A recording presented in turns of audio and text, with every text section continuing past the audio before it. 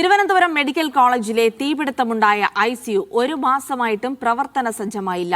തുണി കെട്ടിമറച്ചാണ് surgical ICU പ്രവർത്തിക്കുന്നത്. ഗുരുതര പ്രതിസന്ധിയെന്ന് ചൂണ്ടിക്കാട്ടി ജനറൽ സർജറി വിഭാഗം മേധാവി മെഡിക്കൽ കോളേജ് പ്രിൻസിപ്പലിന് കത്ത് നൽകി. മാർച്ച് 17-നാണ് തിരുവനന്തപുരം മെഡിക്കൽ കോളേജിലെ ICUവിൽ തീപിടുത്തമുണ്ടാകുന്നത്. ഒരു മാസം പിന്നിട്ടിട്ടും ICU പ്രവർത്തനം സജ്ജമാക്കാൻ അധികൃതർക്ക് സാധിച്ചിട്ടില്ല. മറ്റ് സർക്കാർ വകുപ്പുകളുടെ ക്ലിയറൻസ് സർട്ടിഫിക്കറ്റ് ലഭിക്കാത്തത് പ്രതിസന്ധി ഉണ്ടാക്കുന്നുണ്ട്. നിലവിൽ തുണികെട്ടി മറച്ചാണ് ICU പ്രവർത്തിക്കുന്നത്. ഗുരുതരാവസ്ഥയിലുള്ള രോഗികൾക്ക് വേണ്ട സൗകര്യങ്ങൾ നിലവിലെ ICUവിൽ ഇല്ല. ഗുരുതരമായ ഇൻഫെക്ഷൻ ഉണ്ടാകാൻ സാധ്യതയുണ്ടായിട്ടും യാതൊരു നടപടിയും ആശുപത്രിയുടെ ഭാഗത്തുനിന്ന് ഇതുവരെയും ഉണ്ടായിട്ടില്ല. പ്രതിസന്ധി ചൂണ്ടിക്കാട്ടി ജനറൽ സർജറി വിഭാഗം മേധാവി മെഡിക്കൽ കോളേജ് പ്രിൻസിപ്പലിന് കത്ത് നൽകിയിട്ടുണ്ട്.